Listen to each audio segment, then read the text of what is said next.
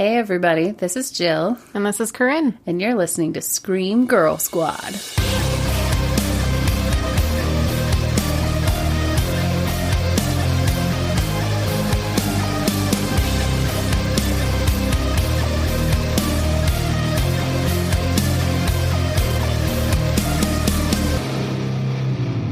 So here's the deal. This is 100% Jill's fault. Mm-hmm. True story.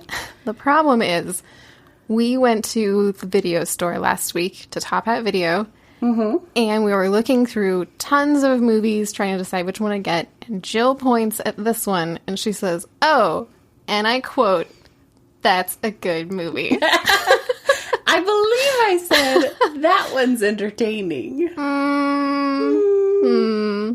That's why we need to live stream us at the video store, so there's video evidence of your lies. But also, for those of you who have seen our logo, which would be all of you because you're listening to this podcast, there's little, creatures in the background. And one of the creatures is the creature from this movie. Yeah, there's a pair of them trying to wrestle the mic, yeah, as Jill and I are struggling to murder each other. So, we had to watch this movie anyway. Yeah. Yeah. It was required. But still, I feel misled. And I don't remember it being this bad. It was... So, we say, right in the description of our show, that sometimes the worst movies are the best ones. And this is one of those movies that almost was good. It was almost bad in all the right ways to be good, but not quite. Well, and I think... Because the first time I saw it with a really good friend of mine, and he and I watched a lot of terrible movies together. So your bar was pretty low. Yeah, and he, makes everything fun. So even if the movie sucked, I loved it because I watched it with him. So probably, we had so much fun watching it that I just thought it was great. Okay. That's my guess. I guess we haven't even said the name of the film yet. Oh, right. We watched Don't Be Afraid of the Dark. Mm-hmm. Right? AKA, don't be afraid of this movie. No, Carrie. This is one of those movies that Jill and I decided maybe 15 minutes in that we would break our normal rule of not talking to each other about the movie during the movie. We try to bottle it all up so that we don't waste any of our good commentary. Good. But we had to. We had to talk through the movie to make it enjoyable. Yeah, I was on my phone too much. It was terrible. Mm-hmm. Yeah. So, for those of you who, like me, were unaware of the general premise and history of this film, it is a remake of a horror film from maybe the early 70s of the same name. Which I didn't know was a remake until I was bored and looking at IMDb during the movie. But it was a made-for-TV movie that actually looks creepier than this one. And the wife in it played the mom in Better Off Dead. Do you remember that movie? Oh, yeah. She's like, it has raisins in it. You like raisins. That lady. That's awesome. The little creatures try to kidnap her. So it would be interesting to see her in a different role than Better Off Dead. Yeah. All right. I'm down to watch it. You've convinced me. So the basic premise of the movie, it's kind of your classic gothic tale, I guess, with a twist, because there's a big kind of broken down mansion, and in most gothic stories, it's like a woman being sent away to or taken away to this rundown old gothic place that has some kind of dark secret. But for this remake, they kind of do a twist, and it's a little girl named Sally who's brought here for kind of thin I don't reasons. really tell you why she's there, to be honest with you. Well, they're like, oh, she's sad and having trouble in school, so let's uproot her and send her across the country to live with people she doesn't normally live with. In a non-permanent circumstance. Yeah. It just seemed like the worst idea. It was really thinly veiled. Yeah, I don't know. It was terrible. I have lots of parenting thoughts on this movie. I know. I mean, us childless millennials are at it again and judging the parents in these films. Sometimes you can't help it. Mm-hmm. Mm-hmm. I mean, we might not be parents, but we had them. Right. So I don't dare judge real life parents. Yeah. But I'll judge movie parents all I want. Hey, plus I'm like a rock star aunt who you are too. You have a niece and a nephew. Oh, I have a lot of them, yeah. Yeah. You just, you're a big part of children's lives. It's not, actual parent, but you have a parenting role. Sure. Just saying. Anyway, so this little girl, Sally, she gets sent to Rhode Island to live with her dad, who's played by Guy Pearce, in this gigantic old house that he's busily restoring with his girlfriend, who is played by Katie Holmes. And when she gets there, creepy stuff starts happening, and of course, in like the classic horror film trope, only the kid knows what's going on and has to try to convince the adults of what's happening. And doesn't tell them anything for a really long time, and then by then they don't believe her. Mm-hmm. You know, the usual. The classic. Yeah. So, that's the basic gist of it. This screenplay was co-written by Guillermo del Toro, and he presented it as well. And Jill and I have like kind of a like gun-shy history of being presented films by notable filmmakers. And also Guillermo del Toro. Well, maybe that's just me. Yeah, that's just you. Jill has very strong feelings about Pan's Labyrinth. We both have very strong feelings about The Orphanage. Yeah. We were very inconsolable after we watched that movie. That movie is devastating. Yes. And frightening, honestly. Yes. That's how I feel about Pan's Labyrinth. Yeah. Yeah, so typically one thing that Guillermo del Toro does really well is kind of like that emotional twist of the dagger, you know? Like he's really good at setting up mood and emotional things. And anyway, but... He's good with visuals. Oh, too. Yeah. Yeah, he just puts this together... movie really was visually amazing. He puts together a nice finished package. Mm-hmm. So yeah, it was a pretty safe bet there. It came out all the way back in 2010, which, like, doesn't seem that long ago to my brain because my brain thinks that it's 2010 right now. Right. But it was actually, like, almost 10 years ago. Yeah. When we were talking about what was going on in that point in our lives, we were like, holy crap. Yeah. It's been a long time. Yes. Of course, I'm in total denial about how old I am and what year it is today. For sure. But yeah, I mean, I was easily talked into the film because, number one, I love Guy Pearce. And that is where we differ. What? I mean, I don't love him in, like, the, you know, romantic sense because he's got that.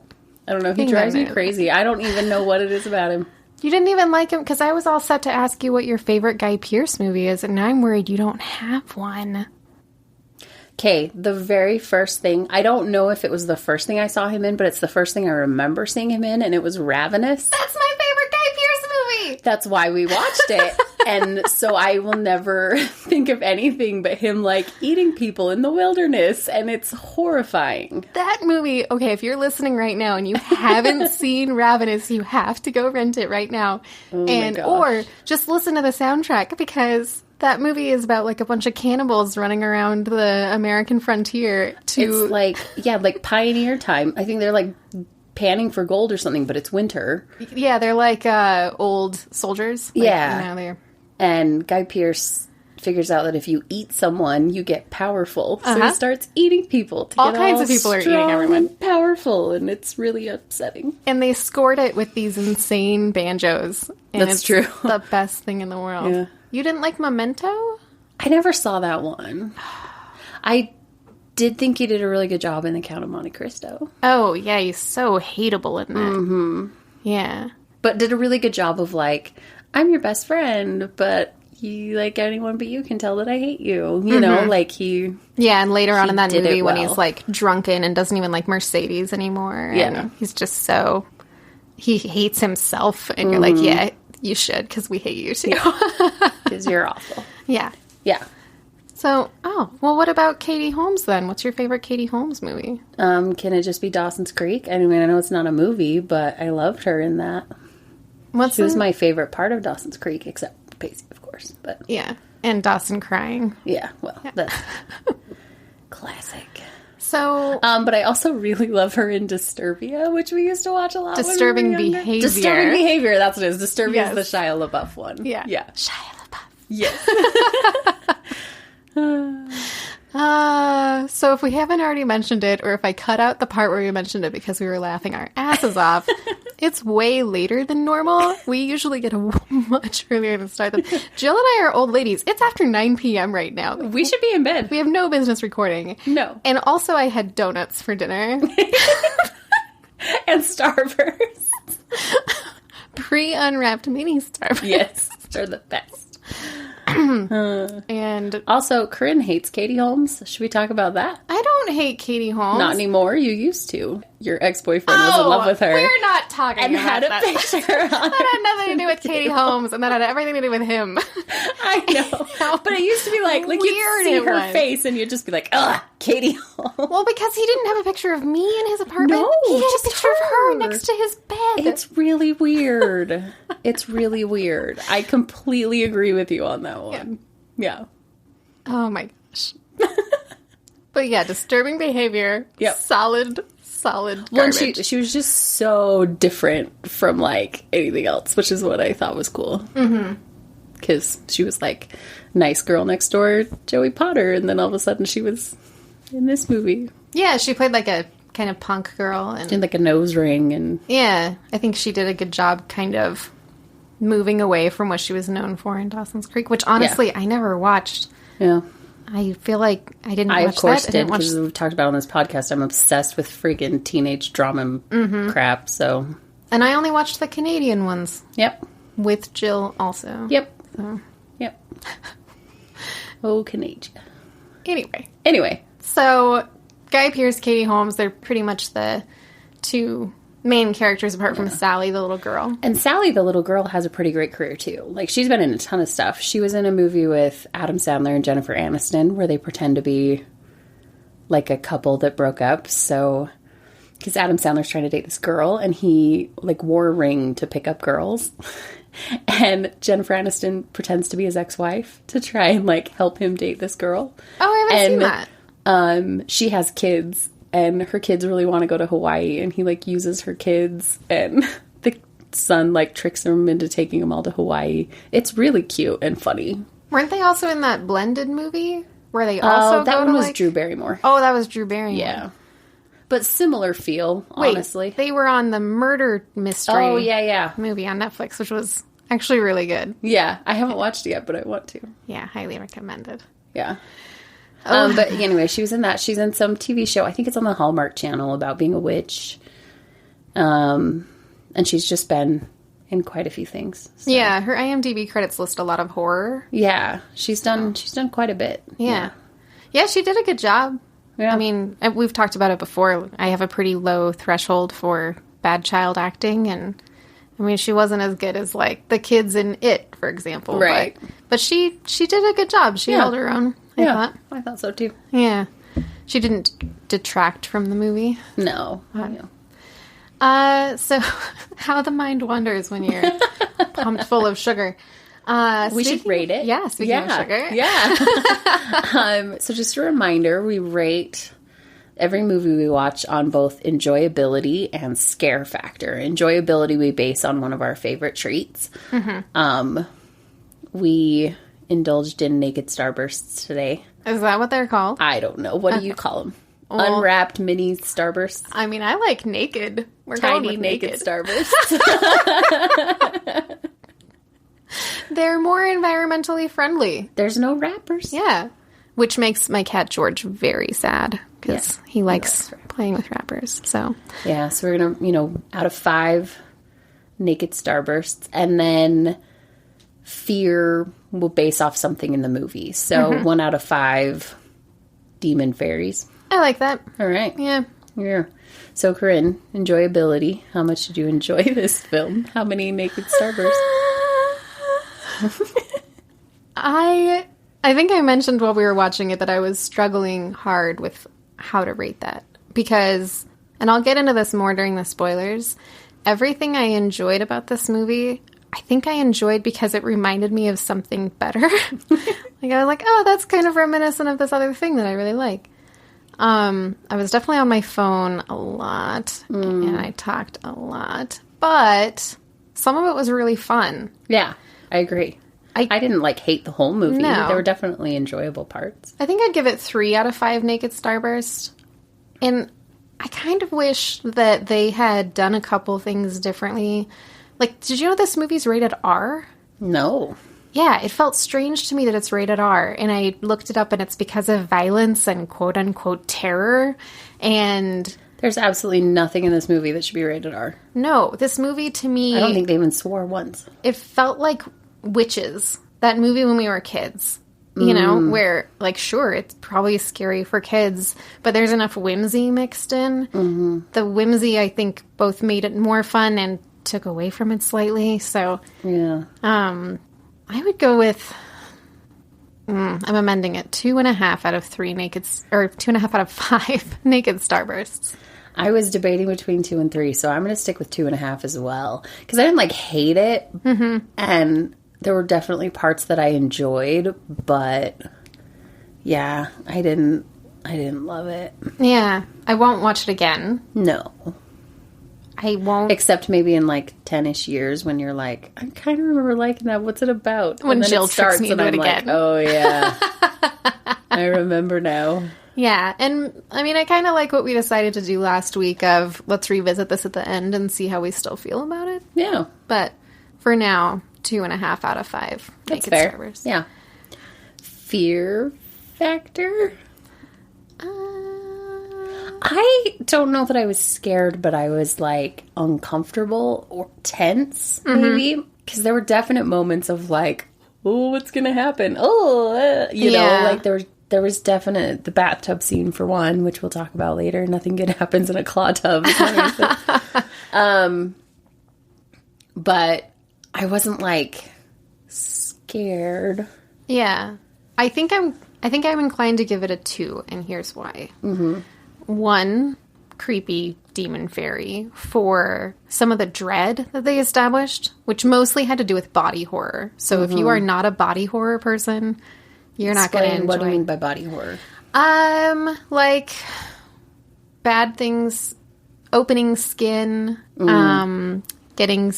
You know, like in Pet Sematary, some of the stuff that unsettled me there. Yeah. So where most of the horror is based on either unsettling things. Oh, like in The Mummy when the bugs crawl underneath that dude's skin. Nope. Yep. Yeah, and the face you just made, that's body horror. Gotcha. Yeah. So I think they relied on, like, that was the only effective horror, really. So I'll give it 1 for that, because that was effective, and there was a lot of times I cringed, and at one point I did pull my shirt up over my face, because I was 100% dreading what like they had set up to happen. Yeah. And then I'm going to give it another 1, because between watching the film and recording the podcast, I had to go around the house to take care of a couple of chores alone. And it was dark in my basement. And I was slightly nervous and didn't want to look in the dark corners. So. Your cats scared me in the middle of the movie because they were just like slinking in the hall. And I was like, what the? Oh, okay. Yeah. So, yeah, there were definite tense moments. See, and I'm debating between 2 and 3 again. Maybe 2.5. Because there was definite some tense moments. We'll get into it in the spoiler section. But, you know, a couple of those scary movie safety things that they pushed on. So, yeah. Yeah, I'm a firm 2, I think. Yeah. But, yeah, 2 to 2.5 demon fairies is fair. Yeah. Should we dive into spoilers? Sure. Let's do it. All right. Spoilers. Okay, so we're just going to jump right in. So the movie starts... Oh, thank God you're doing it this week. Just... Caryn did not enjoy being the storyteller. For those of you wondering, it's not like Jill enjoys the sound of her own voice and just has to take over things. Caryn, like, insists upon it. So... Well, and I do the editing, so... I don't like the parts that I contribute. Like, you know what I mean? I want to listen to you talk, so... So here I am, doing my thing. And very memorably, outside of a Blaze Pizza in Farmington, you told me the entire plot of the movie Hereditary. That's true. You're just good at it. So... All right. Yeah. Anyway, carry on. I'll let the master do her work. Master is busy. So it starts out, you see this big creepy house. We've all seen movies. Big scary windows. I think it was raining. I think so. So there's a maid, and it's set in olden times. Yeah, like when would you say 1800s? A dude drives by on like a horse-drawn carriage. Yeah. He's holding like a lamp. Yeah. Driving a carriage. It's old. They set it up that it's 18-something. It's old. Yeah. So someone rings a bell for like the maid to come help in the basement. Mm-hmm. Like in Cinderella, you know, she rings the bell when she wants breakfast. So the maid starts yelling for Mr. Blackwood.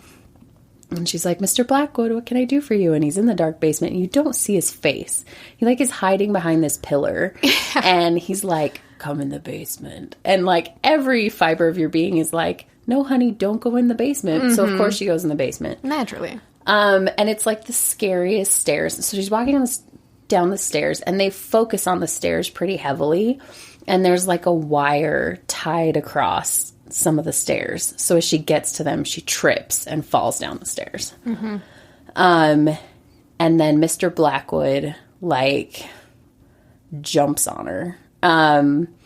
And he's like, I'm so sorry. I have to do it. I have to get my child back. And he has no teeth. He has no teeth in the front. Yeah. Like, they're all knocked out. And so he's, like, lisping and he's just apologizing to her. And he's like, I'm sorry. I have to do it. And pulls out, like, he's an artist. So I would, like, a chisel. Chisel. That's the word I'm looking for. And, like, a hammer. And puts it up to her teeth. Oh. And goes to pound the chisel into her teeth and just knock all of her teeth out. And it, like, cuts away, but you just hear things. Mm-hmm. Yeah, you hear the smash of the chisel, and then, like, you hear, like, dozen teeth, little like, teeth cling. Yeah. Yeah. So you see him, like, gathering up these teeth, and he sticks them in this little bowl and sets them inside. Like, there's, like, this big broiler oven iron door thing. Yeah. And he, like, sets it inside, and there's, like, this huge cavern in there. Mm-hmm. And he just sets this little plate of teeth there. And just says, please bring my son back. And these creatures are like, nope, and pull him in and eat him. Yeah. Cool. Yeah, that's it. Start of movie. And I, like, but, like, that part was fairly tense. Like, yeah. When you see that scene, you're like, oh yeah, this is gonna be rad. Oh, and the way that, I mean, it takes him a couple seconds to get the chisel placed perfectly over her teeth. Yeah. And so he's kind of like moving it around on her teeth. And the whole time you're just like, oh my God, no, I know what you're going to do and don't do it and don't want to watch you do it. And visually it was really cool because she's walking into the basement, she's holding a candle and like, she's that thing where she's like standing in the doorway and only half of her face is lit by the candle. And just like the shots were really cool. And the music playing and stuff was really cool. Yeah. And it kind of reminded me, again, the things that I like reminded me of things that were done a little bit better. And it kind of reminded me of a lot of the stuff that worked in Crimson Peak, which I'm not saying that was a good movie either. Yeah. But it did a lot of things really well, so. Yeah. So then, cutscene, roll credits. And the opening titles were actually kind of cool. Oh, the opening titles were kind of cool. There was, like, words and ink and, like, written all over and kind of artsy. Yeah, like a tree growing kind of a thing. And I kind of liked it because it set up the tone really well. Like, we just watched this pretty nasty scene with the teeth, and then the opening credits started, and it kind of brought the tone back down to, oh, this is going to be a little bit more whimsical and adventurous. It's not going to be Saw. It's going to be closer to, I don't know. Something else. Something else. Yeah. Anyway. So cuts to the airport. Katie Holmes and Guy Pearce are there meeting little girl. You find out pretty quick it's Guy Pearce's daughter. Which was weird, because when I saw the little girl on screen, I was like, oh, this little girl looks exactly like what I imagined Katie Holmes would have looked like as a little girl. She was a mini Katie Holmes. Yeah. And so it was a really interesting casting choice in that way. Looking nothing like Guy Pearce, looked a ton like Katie Holmes. Yeah. But Katie Holmes is like dad's girlfriend, no relation to this little girl. Mm-hmm. It felt like a waste of perfect casting. Yeah. So So Katie Holmes immediately, like, she gives her a teddy bear. That talks. And that's says, always I love good. you. Yeah. And the little girl's like, thanks. You know, like, she's not into it, obviously. And how old do you think Sally's character is? Like, I would guess 8 or 9. 8 or 9? Okay. Yeah. And, like, pretty quickly, she's like, I want to call my mom and can't get a hold of her mom. And, you know, gets her mom's voicemail and things like that. And it just seems like her whole being there feels weird. Like, everyone seems to feel weird about it. Yeah, not one of them is happy. Yeah. Well, Guy Pearce maybe is, but he doesn't, I don't know. It felt weird. Yeah. So, Sally is her name, the little girl. So Sally says a lot of things when they get to the house. Like, she finds this pin, and Katie Holmes is like, oh, it used to be my grandma's. My mom gave it to me. And she's like, my mom gave me to my dad. Oh, that's like, heartbreaking. Super heartbreaking and weird way of saying it, you know? And Katie Holmes has this look on her face like, what? Like, I don't think she realized the girl was going to stay for an extended period of time, which they talk about later. And then Sally, like, locks herself in her room, and her dad's trying to, like, coax her out. And she's, like, yelling at him through the bathroom door. And she's like, Mom said you only like her because she's young. But she's not young. She's old. She's old. And Katie Holmes has to be, like, 35, maybe? If that. I would say 30. So, yeah, it was really funny. And just like, all right. And so, like, clearly the little girl hears the wrong things from her mom. Like, yeah. That's set up pretty quickly. And then they put Sally to bed and ask her if she wants to sleep with her new teddy bear. And she's like, no. And, like, gets tucked in and goes right to bed. And she has this creepy... I don't like the old-timey toys that, like, project animals on the walls. No. And this is how could never you sleep okay. with that on? Listen, Woman in Black ruined those for me forever, but, like, they were creepy anyway. Yeah. And I don't know, maybe not everyone has night terrors like I do, but if you wake up to weird shapes on the wall, it's never okay. Yeah, and they move, right? So yeah. It's kind of like an internally lit carousel with animal shapes on it. So, and it plays music too, which is super fun. Yeah. So when it's turned on, it's projecting, like Jill said, these kind of lit up animal characters. And when Sally is sleeping, they're playing across her face. So light is moving across her face, and then dark, and then light. I cannot fall asleep. Yeah. There's no way. Impossible. I can't even sleep with a TV on because it, like, the light and the dark changes. But at one point, Guy Pearce is showing her the new nightlight, and he lets it play for a second and then turns it off. And when he turns it off, the music doesn't just, like, cut out. Yeah. It's sort of... Which that's fun. Oh, boy. That's not scary at all for a child. In this huge, dark, obviously haunted house. They go to bed. Guy Pearce and Katie Holmes are talking in the other room. And she's saying, like, what's going on here? Because... she's clearly here to stay for a long time. And he's like, we talked about this. And she's like, no, we didn't. And she's like, I'm not ready to be anybody's mom. And, like, goes off on all this stuff, but then goes on to be the world's best mom through the whole rest of the movie. Yeah, pretty much. But she makes this whole stink about, I don't want to be anybody's mom, but then is. So, you know, whatever. And then they start fooling around, and you cut to Sally, who's in her bed hearing everything. Which is great. Like they were in the same room with her. So she grabs a pillow and covers up a vent, which blocks out the noise completely. Like, that's how magically life works. But cool. Good for her. She fixed the problem. She is a scrappy little girl. She is. She fixes her own problems. She is. Absolutely. She takes care of herself, which is great. Then the camera, like, pans down through the vents. And, like, there's all this stuff in the vents. Like, there was, like, a fork in the vents. And it, like, scans through all the vents and goes down into that big, scary door in the basement. And you hear all this whispering of, like, she's here. Like, we're going to get her.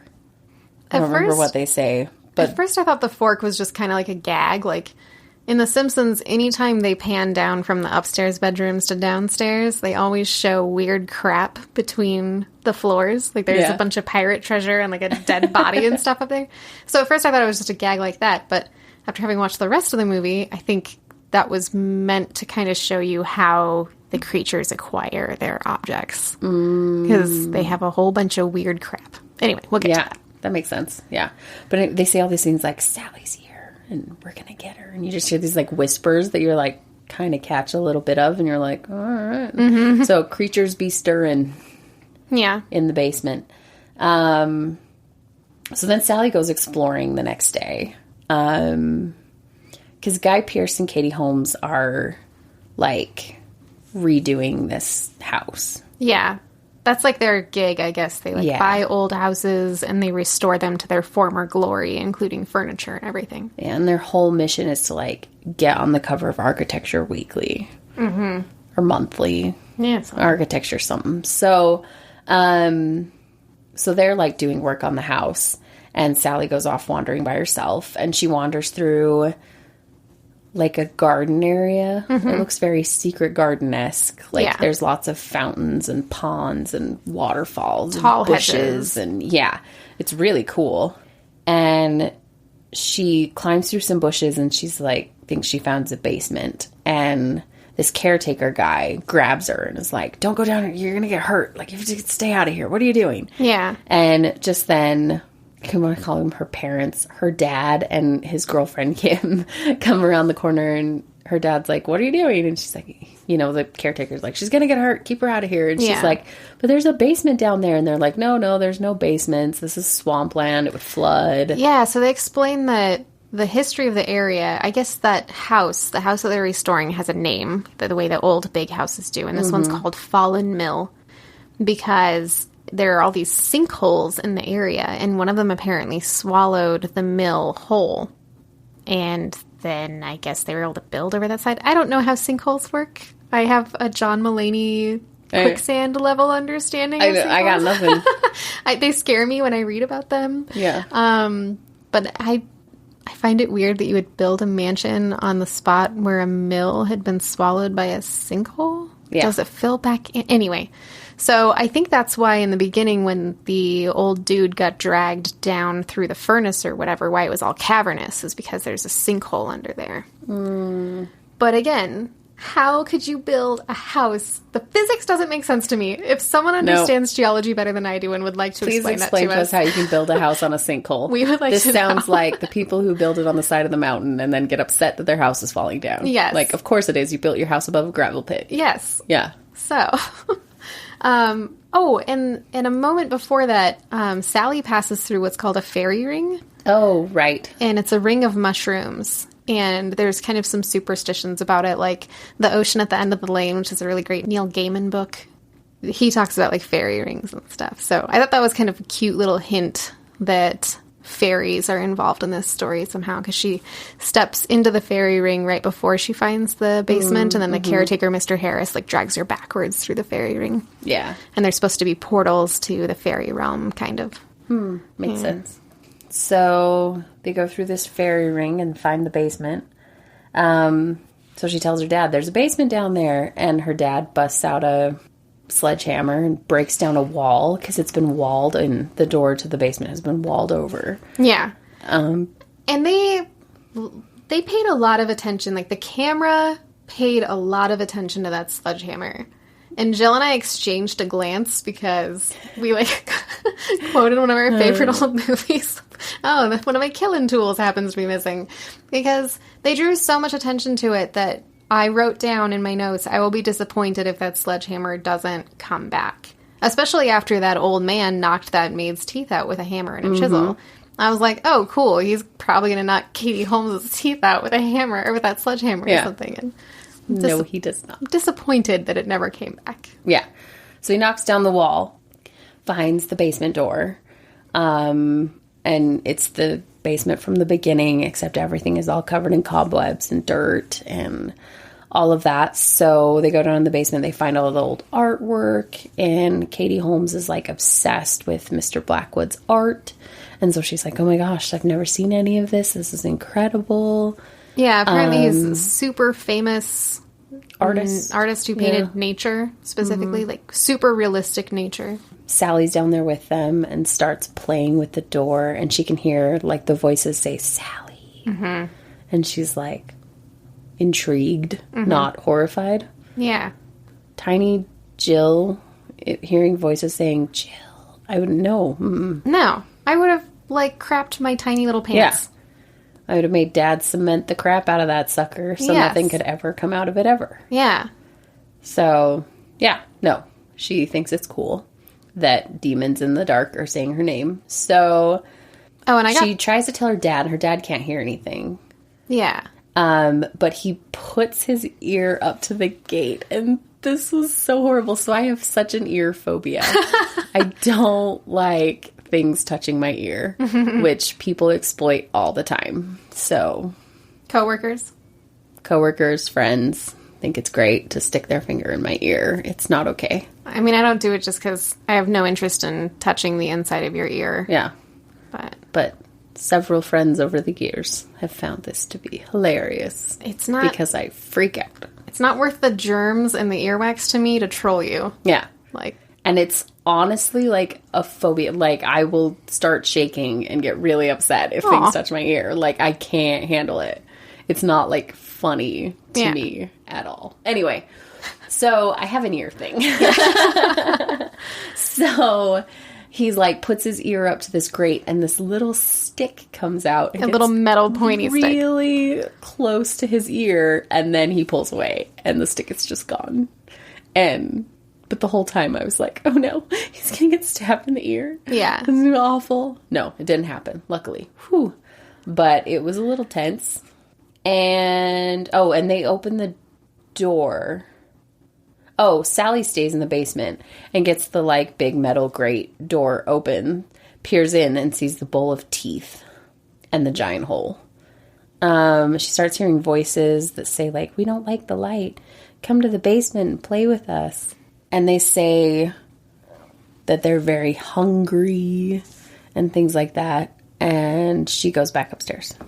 It was there was a lot of time that passed, but it would be really choppy. Like, they're in the basement, and then all of a sudden they're upstairs doing other things. And there was no, like, segue. So there was another scene where they were getting ready for the day. And so Sally was off in her room, so this happens right after. And then Kim is trying to get everybody ready, and the dad's razor is missing. So he has to use Kim's leg razor. Oh, yeah, she hands it to him. And he's like, ugh. But he does it. And she goes to open the closet, and a bunch of her clothes have been shredded. Yeah. So... And I think his reaction to the, like, leg razor was that it was a safety razor. And he's used to shaving with, like, the big straight razor. Yeah. He has it in like, a really nice case. Like, yes, you do. I got the impression he has, like, a really nice razor. Yeah. So Kim's clothes are shredded. And so his razor is missing. Her clothes are shredded. They grab Sally. He just starts yelling at Sally. You can't do this. You can't do this to her clothes. And she's, like, crying. I didn't do it. I promise I didn't do it. And Kim pulls him aside and is like, she's not angry. She's, like, terrified. Yeah. And he's like, no, it's fine. Yeah. And she's like, oh, okay. Sally wanders into the basement again.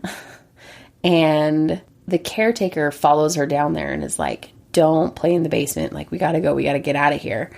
And he gets just attacked by the creatures.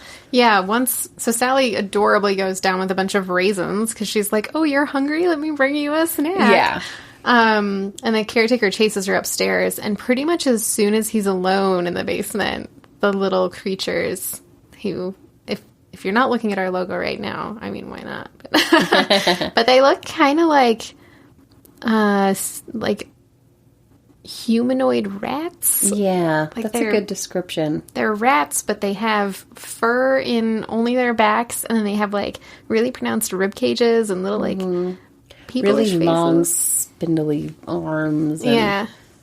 So they're able to run around the basement and grab anything pointy. Like, one of them drags a pair of scissors across the floor, but you only see, like, the pair of scissors being pulled off screen. Yeah. So it was a weird moment because, honestly, it was kind of hilarious watching them gather up all their little tools, but at the same time, you know what's coming, and they, like, cut the crap out of the caretaker, Mr. Harris. And you can tell, like, they're tiny, but they're strong. Yeah, and there's a lot of them, and they're fast. So as an adult, like, he didn't stand a chance, even as a grown man, of fighting off these little creatures. the parents were off. I'm just going to call them the parents. The parents were off having a meeting with the Historical Society. And they come home and they're like, the caretaker had an accident. I cannot remember his name. Mr. Harris. Mr. Harris. Mr. Harris had an accident. And Kim immediately is like, where's Sally? And the dad just couldn't be bothered. Like, he's not worried about Sally at all. He's not worried about Sally. He's worried about Mr. Harris. And Mrs. Harris tells her, like... Mrs. Underhill. Oh, Mrs. Underhill. They're not married. Okay. See, you picked up things I didn't pick up. Well, Underhill is one of the names of, like, a fairy realm. Oh, right. Right. So that was another kind of, like, little hint. Trivia moment, yeah. So Mrs. Underhill's like, I tried to keep her out of the basement, but she saw him. And so Kim is, like, really concerned about Sally, goes off and finds her hiding in a tree and talks her down. And it's just like, I'm so sorry that you had to see that. Do you want to see something cool? Let's go on a walk together. And, like, distracts her and walks her and takes her and shows her this cool koi pond. So koi fish, they talk about it in the movie, are considered lucky or magical because they are really brightly colored but really tough. And so she's like, so you have to be tough, right? Like a koi. And Sally's like, oh yeah, okay, I gotta be tough. You know, like, and she's trying to tell her bad things happen, but you can handle it. It's gonna be okay. And it was a really sweet moment. Again, she doesn't want to be a mom, but she's being one. Yeah. So, and pretty well. Yeah, she's out parenting Guy Pearce handily. Handily. Who hasn't even gone to look for his daughter at all. So it cuts to nighttime and Sally has a flashlight and sneaks off into the basement and calls her mom, who, like, is clearly out somewhere partying, or I think she orders sashimi or something. Yeah, she's like at dinner or out. Yeah. And she tells her mom, I just want to come home. I want to come home. And her mom's just like, no, you're fine. She is not even concerned. Like, don't even worry about it. And her daughter's calling her in tears in the middle of the night. And she's just like, whatevs. Her daughter, who it's previously discussed, has a diagnosed condition, like, is being treated with medication for some mental health issues that she's struggling with, who was just sent across the country against her will and without full knowledge of the length of her stay. I feel like they're not fully addressing. Her parents, like, I don't ever know how recently, got a divorce. Like, that's not easy on a kid. Yeah. And they're just like, oh, she's sad. Send her to live with her dad. Like, I don't... Yeah, and the mom basically hangs up on her. She's like, it'll be fine. I'll see you soon. Goodbye. Yeah. And I didn't find that realistic at all based on any of the mothers that I know. Right. Yeah. It's hard to know, like, what is her relationship with her mom, because it doesn't seem to match up in any way. Yeah. Which was weird. I felt like it would have been better if they just written the mom out. Yeah. Because... like, maybe mom died and she just had to go live with dad. Like, that would have been better. It would have been more believable and opened up less plot holes. Yeah. But I guess that's probably a cliche, too. I don't know. So. Yeah. It was weird. So then, cut to next scene. She's sleeping at the foot of mom and dad's bed. Which was so cute. So cute. I used to do that all the time. I did not, because my dad is 7 feet tall, but there was not room at the bottom of their bed. But sometimes I would have, sometimes I would, like, pull up a pillow and blanket next to their bed. But I did eventually get too big. They were like, you can't fit at the end of the bed like a dog anymore. And they would put me on the floor in a sleeping bag. Yeah. And looking back, I'm like, how did I fall asleep when I was right next to underneath of a bed? I know. Like, where monsters obviously are. I did it too, in our super scary basement. Yeah. But whatever. Yeah. But my dad is Superman, so didn't matter where I was. I wasn't scared if I could see dad. Aww. So that was a big deal for part of it. Yeah. Yeah. That makes sense. Yeah. And is adorable. And if you've seen my dad, he's 6.5 feet tall, and I dare you to pick a fight with him. So anywho, Kid is sleeping at the end of her parents' bed. So Kim wakes up and sees her sleeping there and, like, carries her back to her own bed. Kim is wearing the cutest nightgown in the whole world. Can we just talk about that for a second? I'm nightgown envy. I don't think I took notice of it. Yeah, I always notice people's cute nightgowns. I can't wear nightgowns because I wake up and they're, like, choking me and I can't handle it, but I always think they're cute. What did it look like? It was just, like, I don't even know how to explain. It was, like, cream, but, like, it was just, like, the way it was cut and the way it fit. I don't know. It was just cute. Kind of old-timey? Yeah. Empire waist up here? Yeah. Yeah. Yeah, it just looked comfortable. Flowy? Yeah. So Kim takes her back to bed, and she tells Kim, like, don't turn off the lights. Please keep the lights on. And please stay with me. And so it cuts to a scene of Kim laying there with her holding her hand, and they're both asleep. And then Kim gets up to go to bed and just leaves her. Yeah. Which moms are always doing. I know. Oh, you're fine now. Okay, I'm gonna go. And then you wake up 5 minutes later terrified. Like, you said you'd stay. So Kim leaves her, and the creatures immediately emerge from the shadows and break her little fancy lamp. So then she's in darkness. And she grabs a flashlight, and this is where... So this movie and The Grudge both did this. Yes. Where they break the you're safe under your blankets rule. Yes. So the creatures start crawling under her blankets. Ugh. And so it was a pretty cool scene of her, like, crawling under the sheets. And she, like, has the flashlight. And as she's crawling under the sheets and, like, moving the sheets out of the way, then the flashlight, like, hits one of the creature's faces. And I think that's the first time we, like, see the creature. Yeah, like, it's full facial detail. Yeah. And she screams, and it screams because it got hit with a flashlight, and everybody, like, scatters. It's a cool angle of the creature, too, because it's dark behind it, and it's kind of roundish because she's lifting up the covers. And she draws a picture of it later. And later, it looks almost like it's coming out of a hole in the picture that she drew. Yeah. And I thought that was pretty well done. It was pretty cool. And then, you know, they let her sleep the rest of the night. I don't know, night over. And then it's morning again. Yeah, the Guy Pearce and Katie Holmes come running back in because they hear her crying and screaming. And even her teddy bear has been slashed. And she's screaming about, like, look what they did to my teddy bear. And so for the first time, Guy Pearce is like, oh, maybe something is going on. And they bring a child psychologist to the house to talk to Sally. Mm-hmm. And she basically is an old pro at therapy. And she's like, well, my doctor in LA would ask me about this. Yeah. Or, you know, that kind of stuff. So she knew what to expect. She gets, like, really honest with the doctor, who then pulls the parents aside and is like, she's living in a fantasy world, and she is very detailed about these creatures and what they want and what they look like. And she's like, I'm going to prescribe something to help her sleep, but just be aware, like, this is intense. I've never seen, like, an imaginary world so clear like this before. Yeah, and does he mention the wrinkles and the teeth? Yeah. Or she did. I don't know. Anyway, he says, yeah, like, the creatures have wrinkles and teeth, and kind of describes them the way that she describes them. Yeah. Little claws. Yeah. So then Kim and the dad go off to meet with the Historical Society, and they're stuck in traffic and they're late. Something. Anyway, so he jumps out of the car and he's like, I'll see you at home later, and leaves. And she decides she's going to go see Mr. Harris in the hospital. Because she's concerned enough, right? Yeah. Like, because she has this little thing called empathy. Yeah.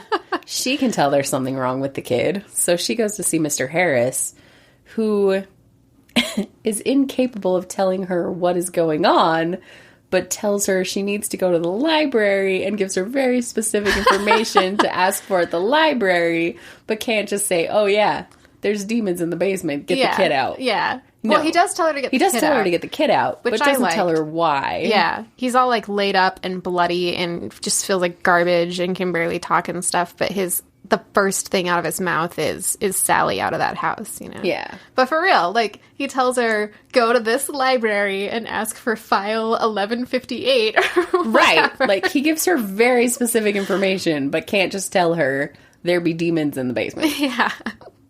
And he knows about it. I don't know if we've mentioned this, but in the film they make it clear that Mr. Harris, the groundskeeper, is the grandson of the groundskeeper who worked for the original Mr. Blackwood. Yeah. So... And he, like, when they find the basement, he definitely had one of those looks on his face as, like, I know what's going on, and you shouldn't be touching that. Right. Yeah. And says nothing. Like, thanks a lot, Mr. Harris. Yeah, like...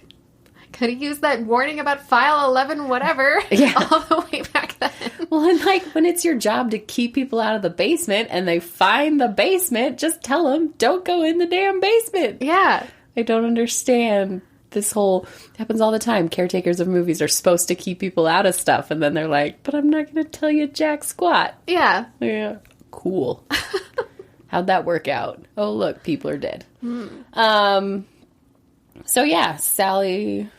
So, like, the scenes were kind of split up. So Sally's at home with Mrs. Underhill and is getting a bath. In a big old clawfoot tub. In a big old clawfoot tub, which made Caryn say, nothing good happens in a clawfoot tub. No, never. If you see one in a horror movie, someone's about to get drowned by some La Llorona woman, or...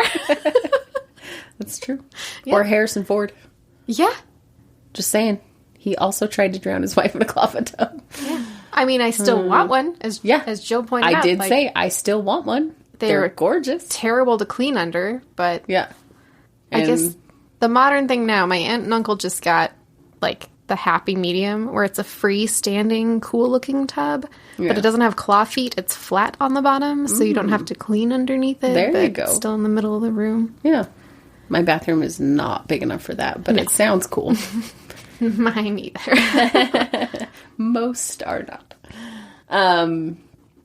So yeah, she's in the bath playing with the bubbles, and at the same time, Kim goes to the library and like frantically asks the librarian, I need to see file blah blah blah blah blah, and just remembers this obscure number, and he knows exactly what she's talking about. Oh yeah, the Underwood file, sure, or the Blackwood file. Let me find that for you. And she's just like, all right. Like, he's super helpful and knows exactly what she's talking about and pulls out this file. Well, I think it's, like, locally famous. Yeah. Yeah. And he talks about how, oh, you're fixing up the house. That's incredible. Have you seen his mural yet? And she's like, what mural? And he's like, oh, it's supposed to be this really cool thing. And she's like, like, clearly going to go home and look for it. So she's at the library, and he pulls out all of this artwork that the family paid or donated and said, never publish this. Yeah. And it's very different from all of his other artwork that was like happy trees and... Yeah. Yeah, he points out Bob Ross kind of landscapes. And, and very realistic animals. And the librarian says he made it a point and a rule to only paint things that were very real. And so this stuff was super different. And so he's painting all the tiny demons in the basement and uses words like wrinkly and teeth and whatever, and all claws, the stuff that the little girl said to the therapist. Yeah. So she figures out pretty quickly, okay, she's not crazy. She's not lying. There's demons in the house. So she like rushes home.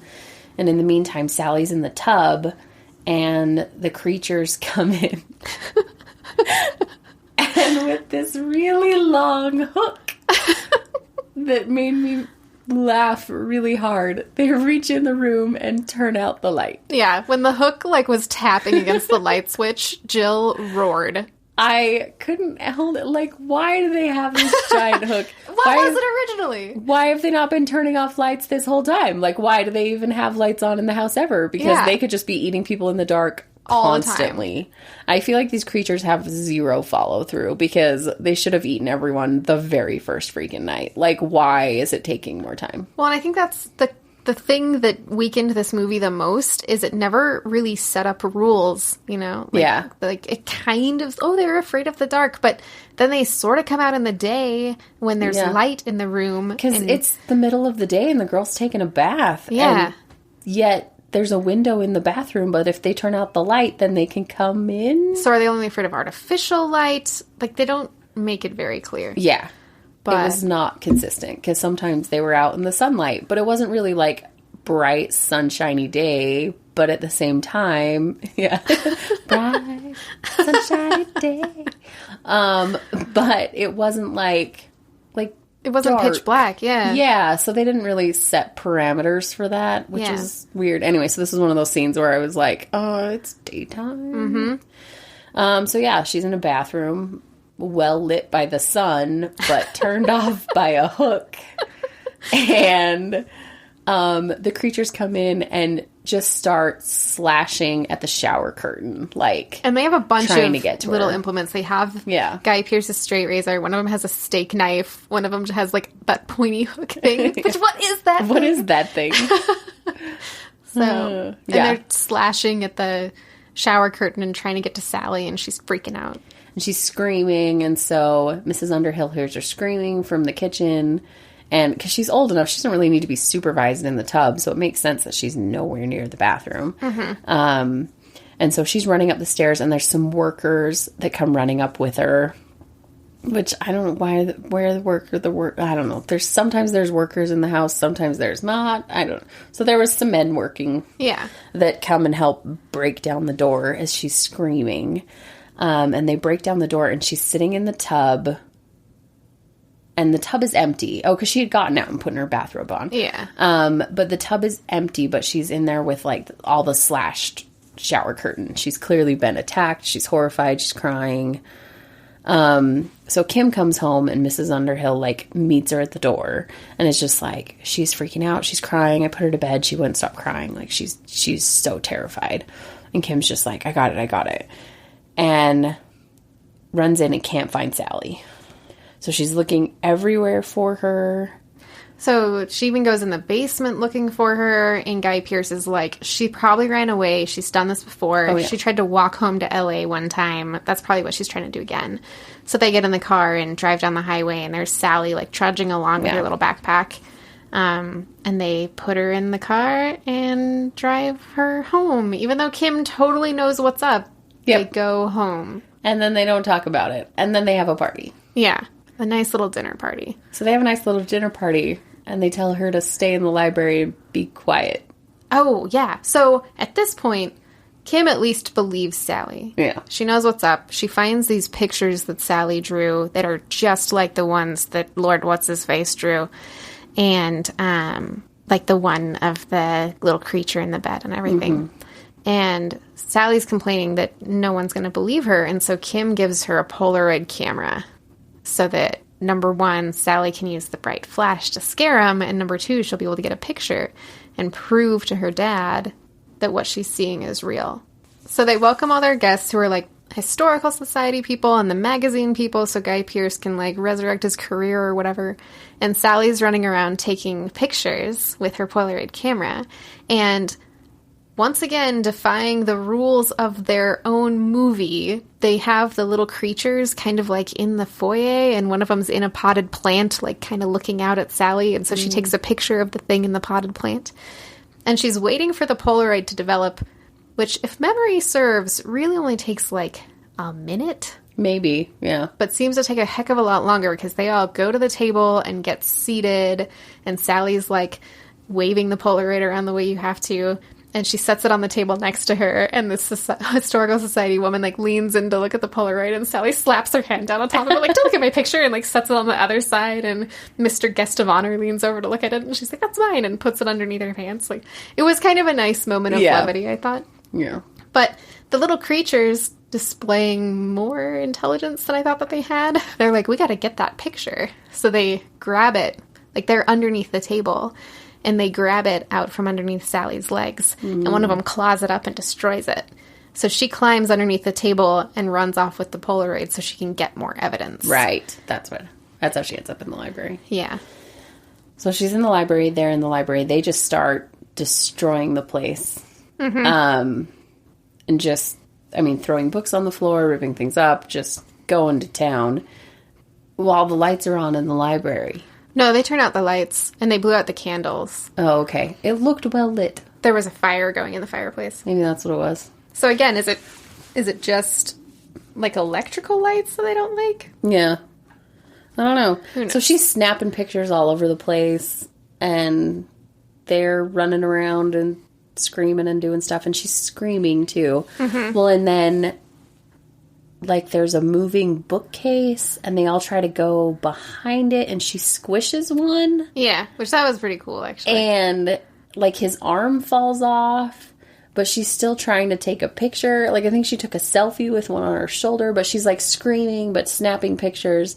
But, like, she has a dead one squished in the wall, so picture doesn't mean nothing. Like, here's the... Anyway. Just point to the little tiny corpse. Dead, squashed like a bug. There's his arm. Like, no, none of that. What more do you need? Still wants a picture. Anyway, so she's screaming. They break into the library. They can't get in the library. The whole party comes in the library.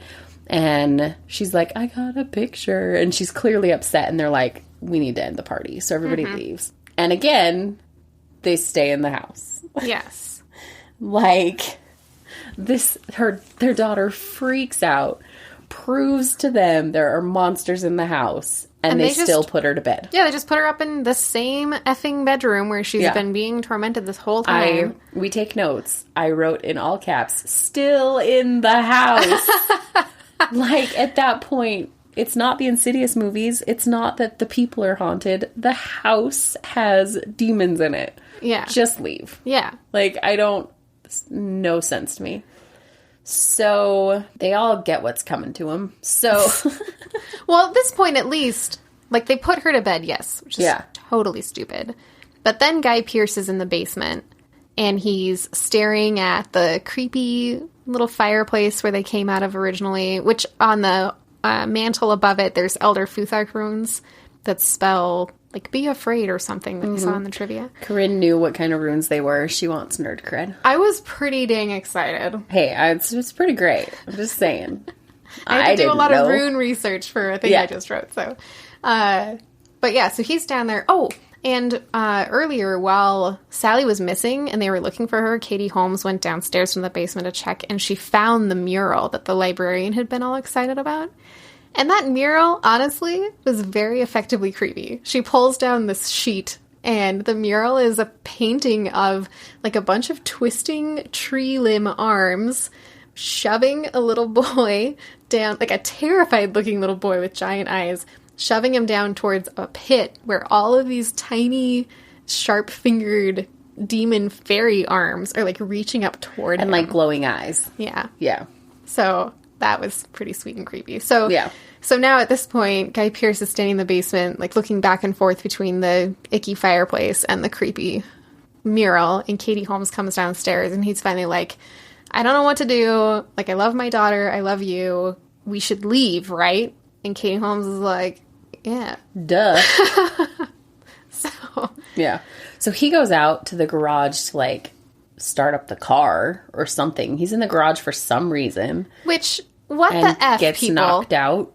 There are creepy demon fairy things in your house, and you think, let's split up for something as trivial as maybe having the car closer to us by a few hundred yards? Like, no. Let's go upstairs together, get the child, go out to the car together, and drive away. It was so dumb. So he's in the garage, gets knocked unconscious. I don't even know how they did it. Oh, they stole the garage door opener out of the car while he was turned around. He did things in such a stupid order. Like, he opens the car door, turns the car on, opens the garage door with the clicker, puts the clicker on the dashboard, then goes and, like, loads some pillows or some junk into the back seat, giving the little fairy things time to steal the clicker and close the garage door. And so the car is running. Yeah. And then they knock him unconscious. So he's, like, in the garage with a running car. Yeah. Which, as we all know, is a disaster. Mm-hmm. So he's unconscious in the garage. And then cuts to Kim coming down the stairs. Yeah. And just like the maid, they zoom in on the stairs. There's a wire. She trips. She falls down the stairs and hits her head on the bottom. Mm-hmm. And she sees the creatures all coming at her.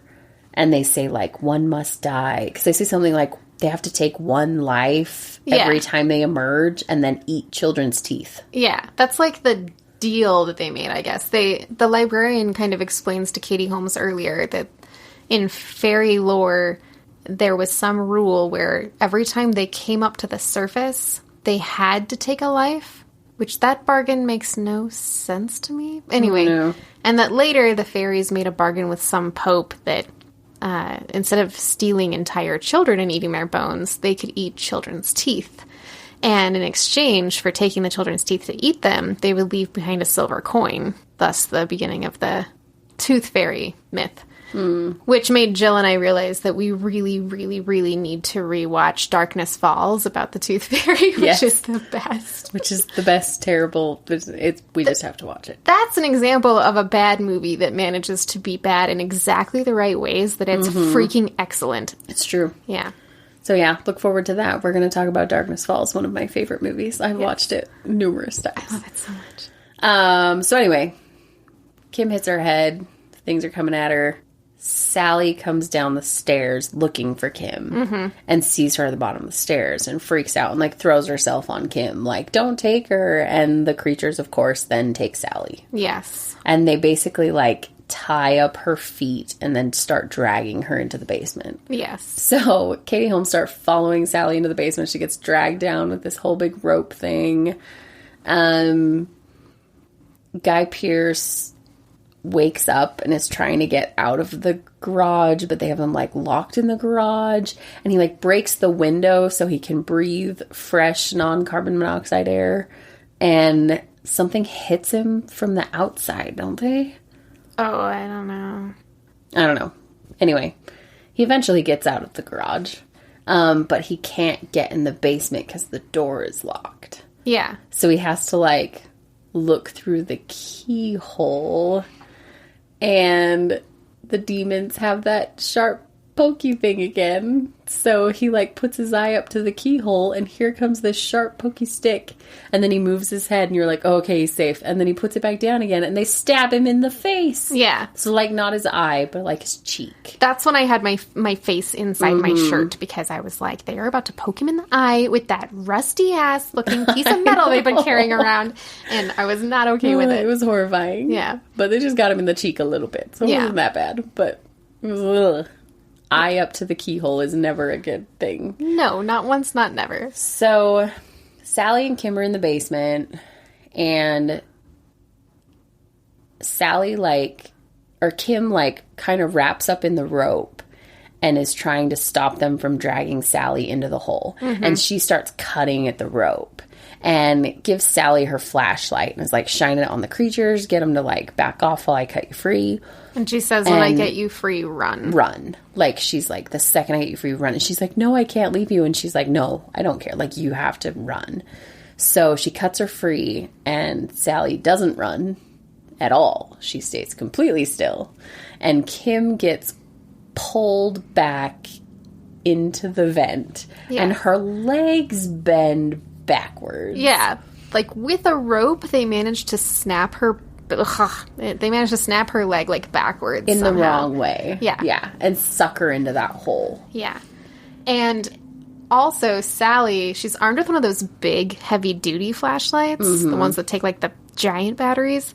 And she brings it down on top of a fairy and smashes him. Yeah. Which was another thing that reminded me of something better. Did you ever read Lady Coddington's Pressed Fairy book? No. It's this, like, picture book thing where the idea was that this British woman named Lady Coddington had a fairy garden, and she would run around with this book and smash the fairies between the pages. And so every page has like this gruesome picture of a smashed fairy on it. That sounds amazing. Yeah, my parents gave it to me as a gift when I was younger. It was exactly the kind of thing that I liked. Yeah. Anyway. Surprised I hadn't seen this book. I'll show it to you later. It's in the living room. But I'll post some pictures too when this episode airs. But that was a hilarious moment in a weird instant. Just the way it looked. Totally squished. Absolutely.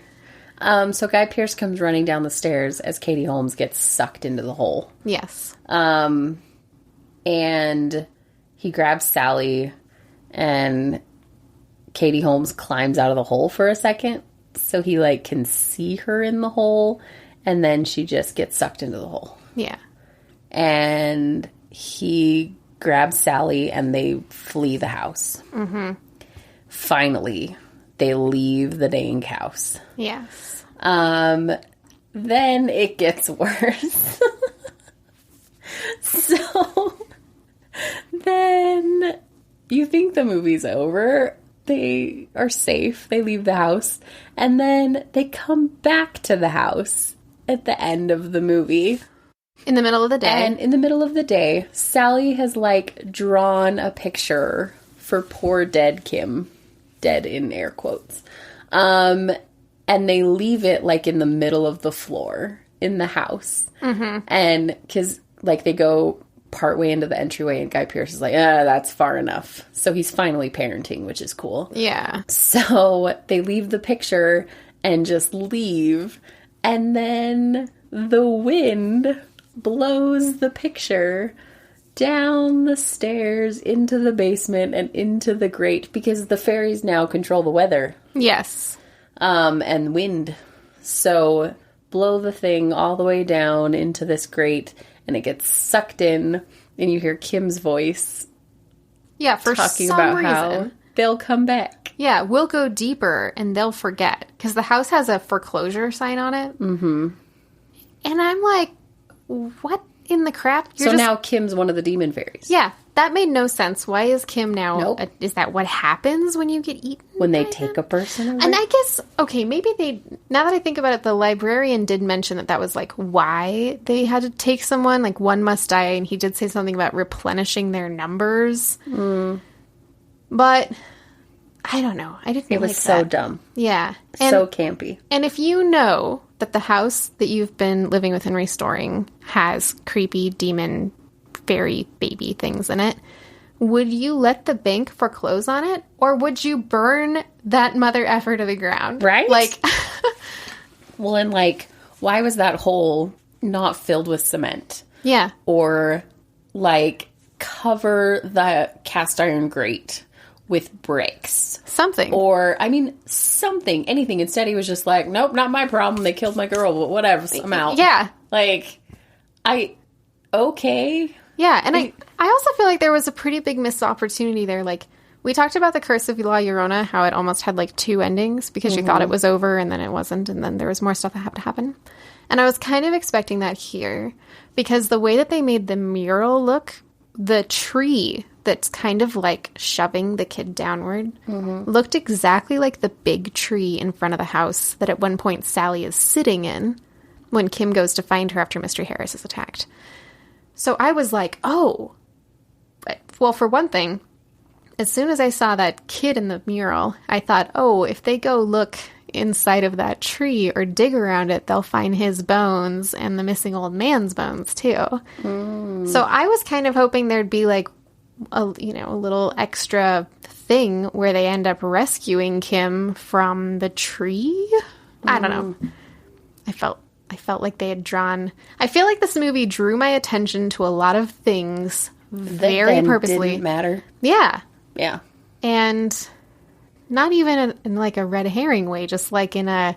They thought they might do something with that and then didn't? I don't know. Or they, like, didn't think that at all, but you wanted the movie to be more than it was. Yeah, I think so. Yeah. Yeah. So... all in all... super... womp womp. Yeah. The ending... not great. And they should have planted better seeds, too, of, like instead of just having the librarian mention in a very offhanded way that the fairies replenish their numbers, why wasn't it more obvious that one of the little fairies was the old toothless man from the beginning? Or his son, or something, you know? Because it just felt so jarring that all of a sudden Katie Holmes' voice is talking about how, like, we'll come back when they forget or whatever. Well, and all the other voices were pretty, like, gender non-specific. You know, I would even say they were all male. Yeah, one of them was Guillermo del Toro. Yeah. And then here's Katie Holmes' voice that doesn't fit. And her voice was still her voice. Like, the rest of them were all, like, whispery and scruffy. And she was just like, yeah, well, whatever, I'm Katie Holmes. Like, it was just not... I am clearly Katie Holmes. Yeah, like, it just didn't fit. And it was weird. This is why I stuck with my... And I'm still sticking to it. My firm 2 naked starburst out of 5. That's fair. Yeah. But I will still give it its 2.5. Wait, no. Other way around. 2.5 naked starburst. 2 demon fairies. Yeah. It was worth watching, though. Like, now I can tell you about this movie. Well, and I remembered, like, the creepy little things and them, like, being in the walls and stuff, but I didn't remember all the ridiculous things. Yeah, Joe was pretty excited. In fairness, I forgot how terrible this movie is. Yeah. Yeah. When I do remember when we got the artwork back from Ivan, that you were like, oh, those little things are from Don't Be Afraid of the Dark, and And we won't say what the other things are because we keep forgetting to post and see who can identify the other little horror creatures and characters in our artwork. But I'm still glad we watched it because I hadn't seen the film, and so I didn't recognize the cute little guys at our microphone. But on the whole, not super scary. And we're watching a bunch of other scary stuff on the side right now, too. So I think my bar has been set a little high. Yeah. Like I'm watching that Marianne show on Netflix. Yes. So good. Watch that. Yeah. I want to. Yeah, do it. And I'm saving the rest for you. So Okay. Kelly and I watched the first episode. And if you have Netflix, definitely watch Marianne.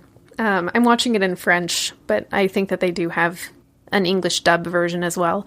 But the premise is terrifying. The execution is awesome. It is such a good blend of that same kind of like teeth getting knocked out body horror stuff. Yeah. And also just creepy nightmare paranormal things. I love it.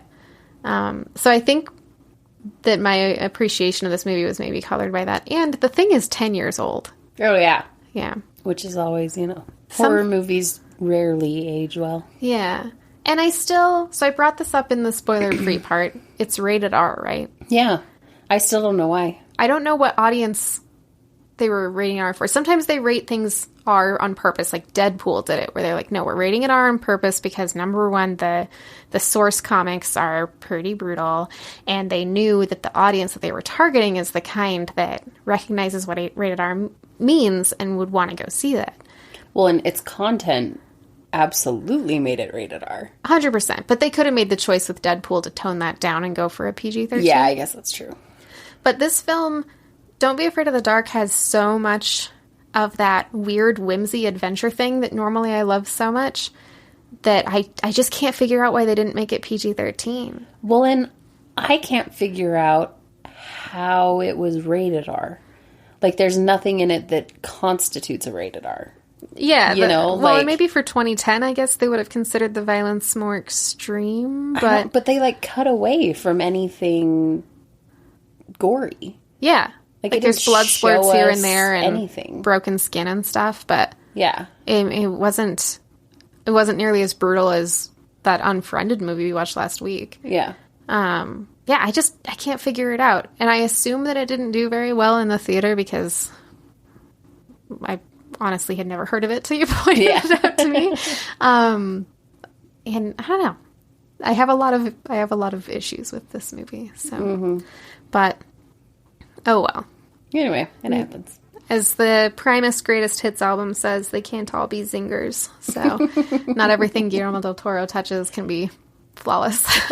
And not all of it is. We talked a little bit earlier about Crimes of... Oh my gosh, I could do a whole episode just about his films and the ones I love and the ones that I don't love. But yeah. But it is quite late for Jill and I, so we're going to cut it there.